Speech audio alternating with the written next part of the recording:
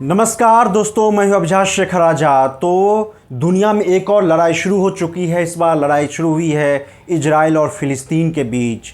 फ़िलिस्तीन के आतंकवादी संगठन हमास ने आज सुबह करीब 6:30 बजे अचानक से इजराइल के ऊपर में खतरनाक हमले करने शुरू किए। फ़िलिस्तीनी आतंकवादी संगठन हमास का दावा है कि उसने 6:30 बजे जो सबसे पहली बार हमला किया था, उसमें उसने एक साथ यानी 20 मिनट के अंतराल में 5000 से ज़्यादा रॉकेट्स इजराइल के ऊपर में दागे, जिससे दक्षिणी इजराइल में भारी तबाही मची है।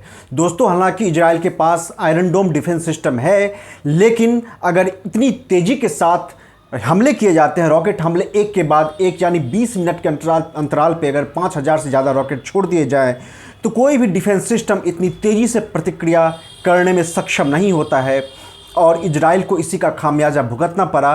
कई सारे रॉकेट्स सिविलियंस इलाके में गिरे, आम लोगों के घरों पर गिरे और कई लोगों के मारे जाने की खबर है। हालांकि अभी तक पूरी के जो कुल आंकड़ा है सत्यापित नहीं किया गया और कहा जा रहा है कि करीब अभी तक 35 से 40 इजरायली नागरिक जो हैं वो मारे गए हैं। लेकिन इसके साथ साथ सबसे ख़तरनाक चीज़ ये है कि हमास के आतंकवादी इजराइल के शहरों में घुसकर आम लोगों को मार रहे हैं, आम लोगों पर गोलियां बरसा रहे हैं, आम लोगों को अपहरण कर रहे हैं, उन्हें अपने साथ गाजा पट्टी ले जा रहे हैं जहां पर हमास का नियंत्रण रहा है। दोस्तों, सोशल मीडिया पे कई सारी तस्वीरें ऐसी आ रही हैं जो काफ़ी विभत्स हैं, ख़तरनाक हैं। उन तस्वीरों को आप देख नहीं सकते हैं और उन तस्वीरों को देखने के बाद ऐसा ही लगता है कि जैसे हमास के पास दिल नहीं हो।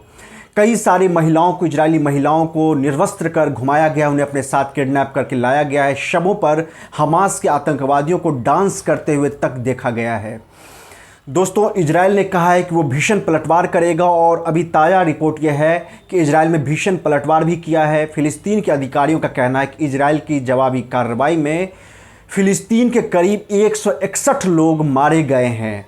इजराइल की तरफ से इजराइल के प्रधानमंत्री जो है बेंजामिन नेतन्याहू, उन्होंने साफ तौर पर कह दिया है कि ये एक युद्ध की स्थिति है और इजराइल इसका काफ़ी सख्ती से जवाब देगा। इजराइल अतीत में भी इजराइल को लेकर के हमेशा रहा है कि वो अपने दुश्मनों को नहीं बख्शता है और इस बार जब इजराइल में पहली बार इजराइल को घर में घुसकर मारा गया है, तो फिर इजराइल कैसे बर्दाश्त कर सकता है। इजरायली डिफेंस फोर्स, जिसे IDF कहा जाता है, उसने इस पूरे घटनाक्रम को युद्ध जैसी स्थिति बताया है और IDF ने जवाबी कार्रवाई काफ़ी तेज़ी के साथ शुरू की है। जिन जिन इजरायली शहरों में फ़िलिस्तीन के आतंकवादी जो है हमास के, वो घुसे हुए, उन्हें निकाला जा रहा है, उन शहरों को खाली करवाया जा रहा है। हालांकि अभी ये लड़ाई इतनी आसान नहीं है। कई सारे वीडियो जो इजराइल की तरफ से निकलकर सामने आए हैं, उसमें कहा जा रहा है और देखा जा रहा है कि हमास के आतंकवादियों ने कई जगहों पर कब्जा कर रखा है उन्होंने, और कई सारे इजरायली सैनिकों का भी कहना है कि इन आतंकवादियों को निकालना, इजराइल को इनके कब्जे से मुक्त करवाना इतना आसान नहीं होने वाला है। दोस्तों, स्थानीय फ़िलिस्तीन अधिकारियों के मुताबिक इजराइल के किए गए हवाई हमले में 161 लोगों की मौत हो गई और 1000 से ज़्यादा लोग घायल हो गए हैं। इजराइल की इमरजेंसी सेवाओं के मुताबिक हमास के किए हमले में अब तक 40 लोगों की मौत हुई है और जबकि 500 से ज़्यादा लोग घायल हुए हैं। दोस्तों, इन सब के बीच सबसे बड़ी बात यह है कि भारत ने पहली बार इजराइल को लेकर के साफ और एकदम सटीक स्टैंड लिया है। भारत के प्रधानमंत्री नरेंद्र मोदी ने जो ट्वीट किया है, उसमें उन्होंने साफ तौर पर हमास के हमले को आतंकवादी हमला करार दिया है।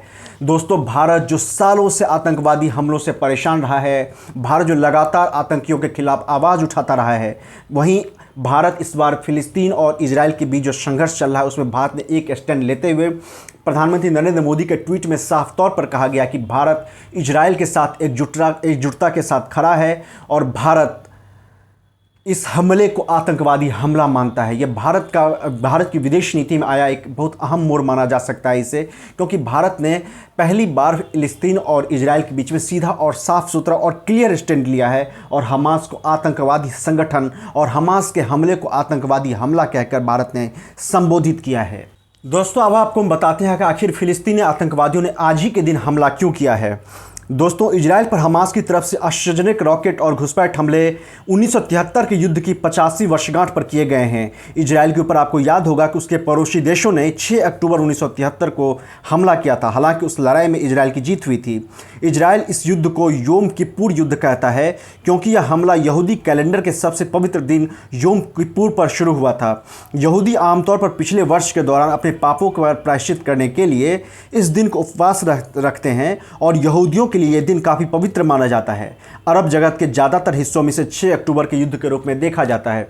दोस्तों, यानी बात यह है कि फिलिस्तीनी आतंकवादियों ने इजराइल यहूदियों के सबसे पवित्र दिन पर यह बहुत खतरनाक हमला किया है और इस हमले की जितनी भी निंदा की जाए उतनी निंदा कम है। और सबसे बड़ी बात यह है कि इजराइल जो हमेशा से दुश्मनों को काफ़ी खतरनाक जवाब देने के लिए रहा है, वो इस बार फिर से जवाब देने वाला है। दोस्तों, इसके अलावा हमास जो आतंकवादी हमला किया उसमें उसको समर्थन मिला है हिजबुल्लाह की तरफ से, जो लेबनान में आतंकवादी संगठन है और जिसे ईरान का डायरेक्ट सपोर्ट है। इसके अलावा इस्लामिक जिहाद नाम का एक और संगठन है जो फ़िलिस्तीन के उसी गाजा पट्टी इलाके में रहने से ऑपरेट होता है जहाँ पर हमास का कब्जा है।